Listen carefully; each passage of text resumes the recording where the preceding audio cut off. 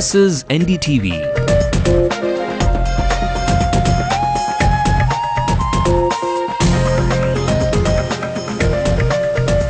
And you're watching NDTV Hindu.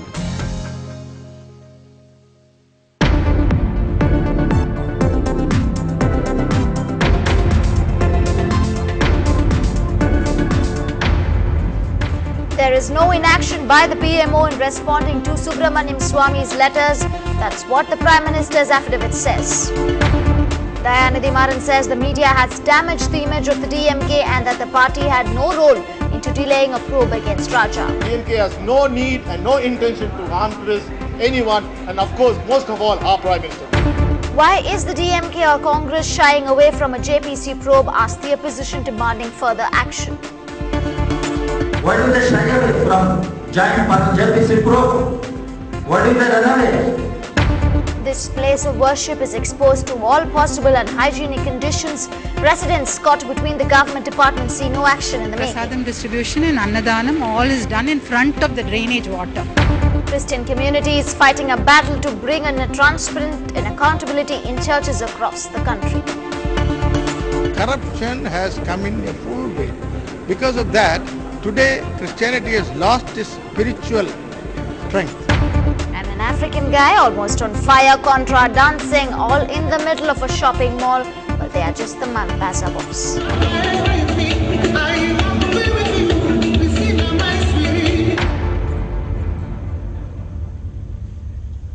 Good evening, you're watching the Late Night News with me, Divya. Let's also bring you the top national news making headlines. The BJP questions Prime Minister's leadership, says it wants action on the ground, not a debate in the parliament. In the sixth phase of the Bihar polls, 2 policemen die while defusing a bomb at Gaya. Another tiger is killed in the Kaziranga National Park. This is the third in a week. The cause of the death is not known. Gautam Gambhir to lead India in the ODI series against New Zealand. Dhoni and Sehwag to be rested. India defeats Pakistan 3-2 in hockey at the Asian Games. They have a real shot of making it to the finals. Sania Mirza upsets second seed Tamarind to enter the semi-finals of the women's singles tennis event. After a truck carrying beer overturns in Jaipur, there is flowing beer for countless people. Well, an affidavit on behalf of Prime Minister Manmohan Singh was filed in the Supreme Court today, which rejected the charge of inaction on the part of his office in dealing with the request of a sanction by Subramanian Swamy for prosecution of the former telecom minister A. Raja in the 2G spectrum issue. The 11-page affidavit lists how Swamy's letters were adequately dealt with by the Prime Minister's office. The government today also briefed the CBI's legal team to argue the 2G spectrum case in the Supreme Court by inducting lawyer K.K. Venugopal to represent the investigating agency along with additional Solicitor General Harin Rawal. And the Prime Minister meanwhile broke his silence on this 2G scam at the Hindustan Times Leadership Summit. When asked about the impasse in the Parliament over the spectrum scam, the Prime Minister said, and I quote, "I would appeal to let Parliament do its work. We are ready to discuss all issues. We are not afraid of discussion. On the 2G issue, Parliament is in session. I can't make a detailed statement. But various aspects are being looked into by the investigating agencies. There should be no doubt in anybody's mind that if any wrongdoing has happened, he or she will be brought to book. But for that to happen, we have to allow Parliament to function," and I unquote.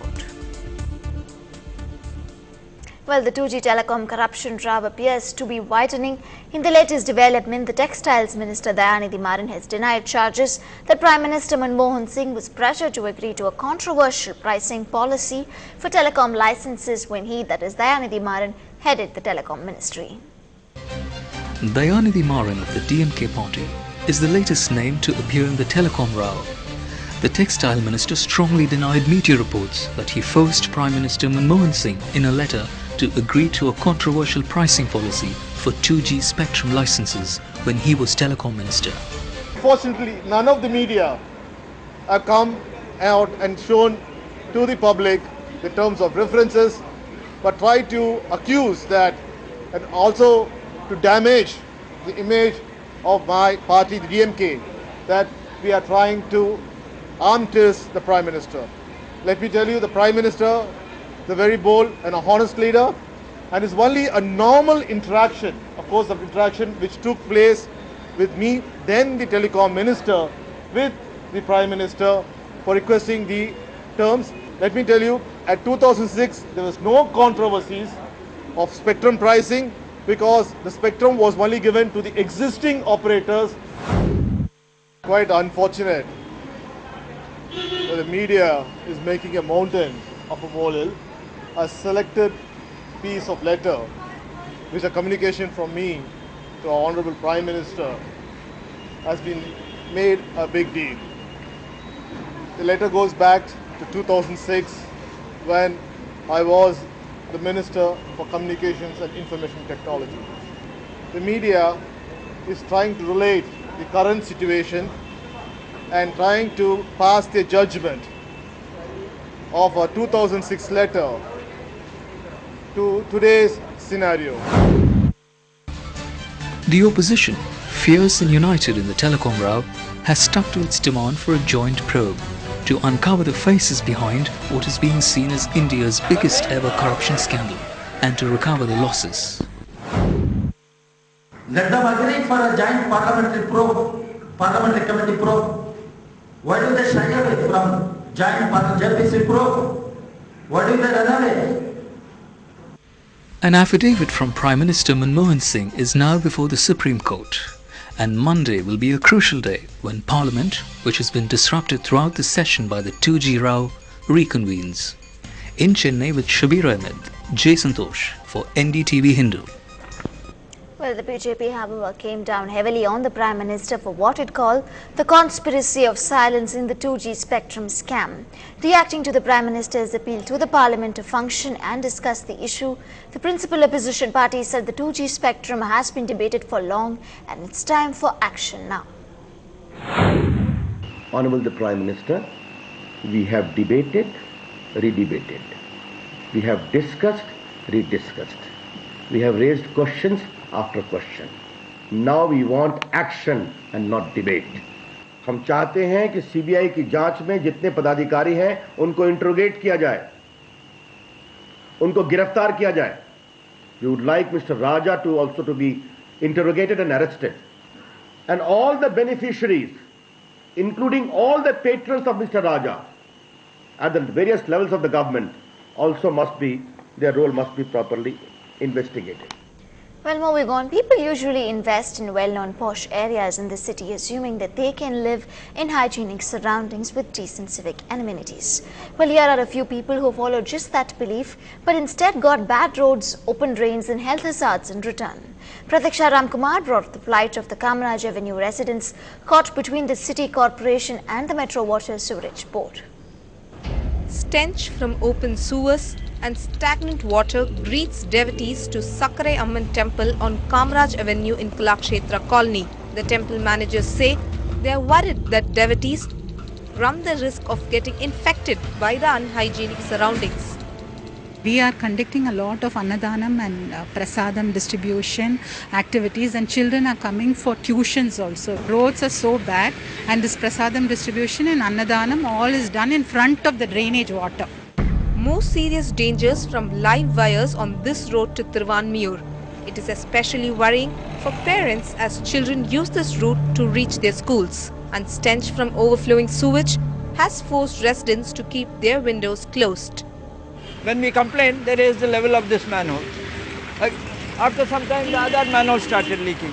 After all, sewerage from both sides, this being the lowest, it has to come out somewhere. It started coming out from their house.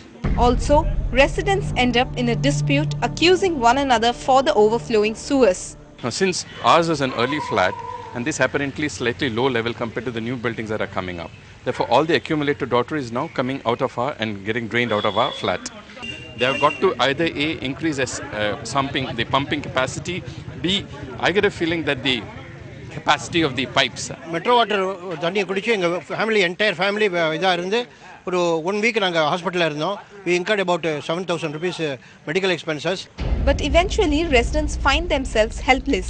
The corporation says it's waiting for work to be completed on drainage systems before laying roads, while the department that lays water lines says it's trying to sort out issues, which has led to growing anger and frustration among the common man.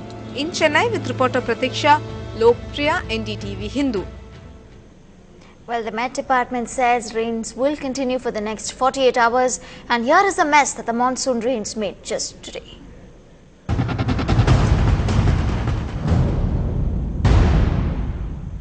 Well, the city has been reeling under the sudden spate of showers that began early this morning.